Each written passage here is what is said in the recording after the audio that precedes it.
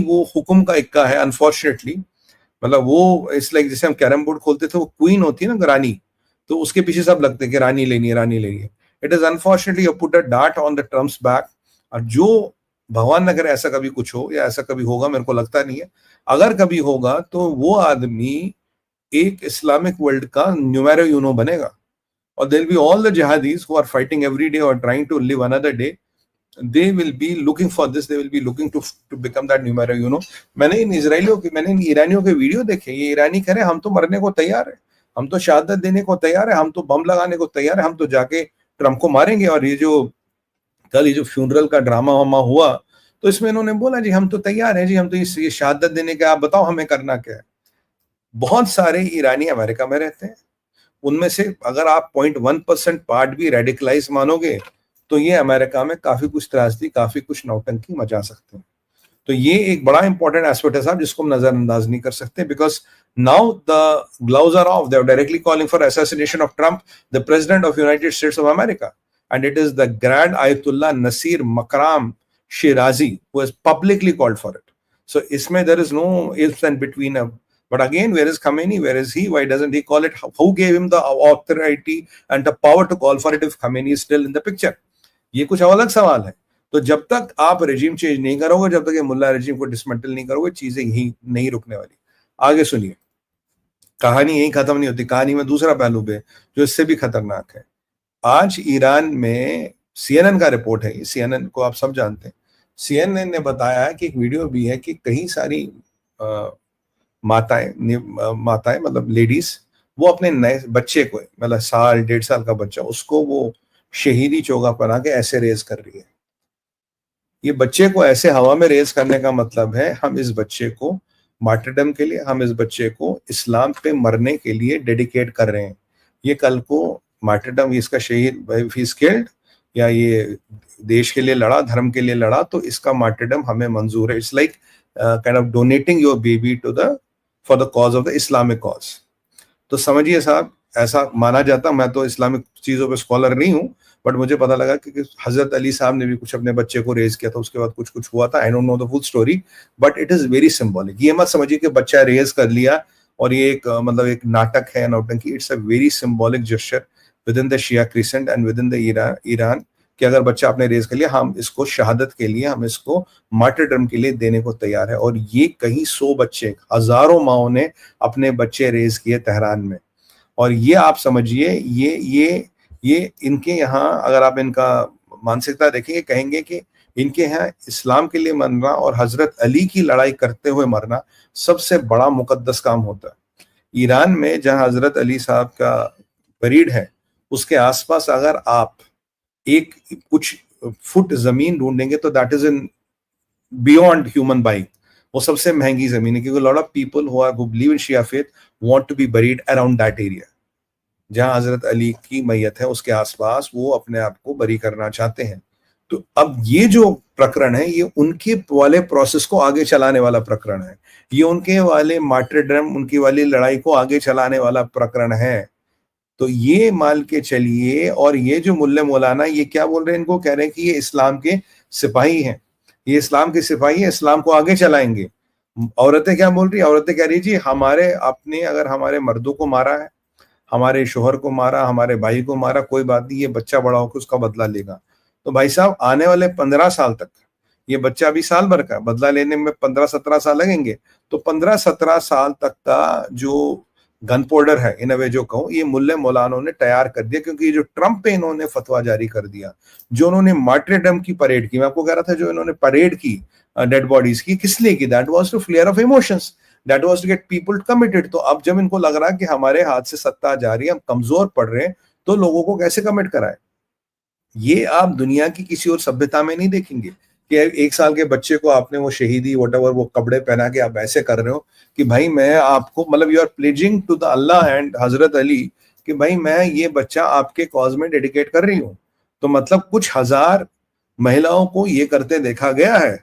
और ये अगर आप देखेंगे बहुत बड़ा इंसिडेंट है साहब, इसको हल्के में मत लीजिए, इसके रिपरकशन बहुत ज्यादा होंगे। तो अगर अमेरिका को लगता है, किसी को लगता है ये लड़ाई रुकेगी, मैं आपको पहले कह रहा था ये लड़ाई कभी नहीं रुकेगी, ये लड़ाई बढ़ेगी। इसमें नई नस्ल को आज झोंकने का काम हो रहा है। तो कल से मैं आपको कह रहा हूँ, जो जो परेड लाशों का कर रहे हैं, it has a reason, it is not without a reason. इनके दिमाग में कुछ और है, इनके दिल में कोई मंशा है जिसके कारण ये लाशों की वो परेड लगा रहे थे, मार्टरडम वगैरह ये सब कह रहे थे। अच्छा, coffins were sealed, nobody knows what is inside that coffin, संभवतः हमें कुछ नहीं पता। और ये वाली जो है इन लोगों का, भाई ये आइडियोलॉजिकल रेडिकलिज्म है, ये आइडियोलॉजिकल इंडोक्ट्रिनेशन है, और ये आपको कहीं ना कहीं बताती है कि ये जो मुल्ला रजीम है, how can they even weaponize children, how can they weaponize a 1 year old child जिसको ये नहीं पता मैं हूं कौन, उसको ये नहीं पता मैं कौन हूं, कहां उसकी मां ने उसको डेडिकेट कर दिया। तो ये जो इन मुल्ले मौलानाओं की ताकत है, they can radicalise even 1 year old children, they can brainwash mothers to give their children to जहाद। और अब गाजा में अगर आप देखेंगे तो गाजा में क्या होता है, गाजा में बहुत बच्चे पैदा होते हैं, 12-12, 13-13 बच्चे तक पैदा होते हैं। तो उनसे पूछा गया आपके इतने बच्चे क्यों पैदा होते, कहते कुछ जहाद के नाम पे शहीद होंगे तो बाकी हमसे काम चला लेंगे। तो वो बजट करते हैं, अगर 5-7 लड़के हैं तो 2-3 शहीद होंगे ही होंगे। तो ये भी एक मानसिकता है। तो यहाँ पे ये दोनों चीजों का अगर आप what you call, if they you combine them together, it's not a small event. तो ये मतलब एक नए लेवल का रेडिकलाइजेशन, एक नए का इंट्रोडक्शनेशन हो रहा। पर अगर ये इकोसिस्टम इंटैक्ट रहा, ये तभी होगा। अगर ये इकोसिस्टम ही नहीं रहा, अगर ये इकोसिस्टम नहीं बचा रहा, तो ये जो ये मुल्ले मौलाना सोच रहे हैं, ये चीज नहीं होगी। आज ईरान में यूफोरिया है कि हमने ट्रंप के नाम का फतवा जारी किया, आज तक किसी ने नहीं किया, हमने किया। ये कह रहे इंटरनेशनल एटॉमिक एनर्जी एजेंसी को हम अंदर नहीं आने देंगे, अमेरिका कह रहा है आपकी फुल बॉम्बिंग करूंगी। कल इन्होंने लाशों की परेड कराई और आज हजारों महिलाएं सड़कों पे आके अपने बच्चे इस सो कॉल्ड होली कॉज को डोनेट कर रही है। We are ready to get killed. Sir ये बहुत बड़ी चीज है, और ये साइकोलॉजिकल वॉरफेयर का एक पार्ट है। ये इनको ट्रू वॉरियर्स ऑफ इस्लाम बताया जाएगा, इनको 10-15 साल में तैयार करेगा। ये जो रेडिकलिज्म है, ये religious radicalism of the Islamic world, this is becoming dangerously insane, this is becoming dangerously out of the control. और भारत को भी कहीं ना कहीं ये सोचना चाहिए कि हमारी स्ट्रैटेजी क्या है। भारत को भी इस चीज से निपटने की तैयारी करनी चाहिए, क्योंकि ये आप मत सोचिए वहीं आएगा।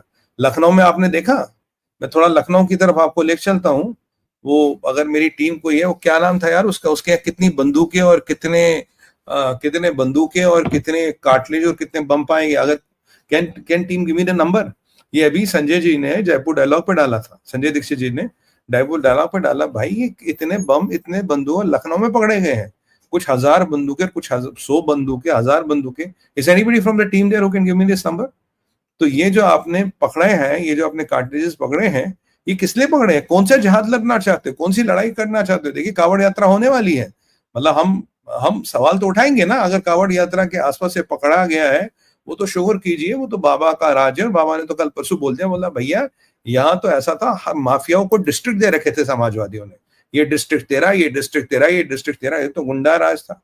मतलब लखनऊ में जहां तक मेरा आइडिया है, कुछ 50,000 कार्ट्रिजेस और कुछ 1000 बंदूकें पकड़ी गई हैं। मैं आपको बताऊंगा, अभी शायद मेरी टीम ने मुझे नंबर दे दिया होगा। 300 गन्स, 200 सैक्स ऑफ 50,000 कार्ट्रिजेस, 300 बंदूकें और 20 बोहरिया थी जिसमें 50,000 कार्ट्रिज थे। किसका घर था जी ये? नाम बताइए जरा, किन साहब का घर था ये नाम बताइए किन साहब का घर था ये। अच्छा 3,000 बंदूकें और 50,000 गोलियां। 3,000 बंदूकें और 50,000 गोली है भाई। ये लखनऊ में पकड़ी गई है। ये संजय दीक्षित जी ने जयपुर डायलॉग में दिखाया था, बात की थी उस पर। ठीक है, आप जानते हैं संजय जी तो खैर आगे रहते हैं इन सब चीजों में, वो बहुत खुल के बात करते हैं। और ये किनका घर था जी, नाम बताइए इनका। हकीम सलाउद्दीन का घर था लखनऊ में। हाँ, यहाँ हमारी कावड़ यात्रा शुरू होने वाली है। किस लिए, क्या कर रहे थे ये? जंग करना था, जहाद करना था, गजवा हिंद करना था, क्या करना था? ये देखिए आप, ये दुनिया में ये चीजों को आपको जोड़ के देखना पड़ेगा। और अगर हमें लगता कि आइडियोलॉजिकल चीजें वहीं हो रही, यहाँ नहीं आ गई, नहीं साहब, हमें इन सब से निपटने की क्षमता रखनी चाहिए। इसलिए कह रहा हूँ 0.5 पे ध्यान दीजिए, इसलिए कह रहा हूँ पेट्रियट एक्ट लाइए, इसलिए कह रहा हूँ प्रीएम्प्टिव हो जाइए, इसलिए कह रहा हूँ रिएक्टिव मत हो जाइए, इसलिए कह रहा हूँ जो ऑपरेशन सिंदूर आपने एक्सटर्नल पॉलिसी की वो इंटरनली भी लगाइए। और ये देखिए बाबा का राज है लखनऊ में, अगर बाबा नहीं होते भगवान जाने कौन सा अनर्थ हो जाता। 3,000 बंदूकें, 50,000 गोली, मजाक है भाई क्या? क्या किस लिए चाहिए? ये कोई क्रिमिनल एक्टिविटी नहीं थी, क्रिमिनल इतनी बंदूकें नहीं रखते। ये कोई बहुत बड़ा प्लान था, बहुत बड़ी साजिश थी। और कौन है इसके पीछे से, क्या नाम है इसका, हकीम, क्या नाम है इसका, हकीम सलाउद्दीन, किसका आदमी है ये, किसके लिए काम करता है, कौन सा जिहाद करना चाहता है?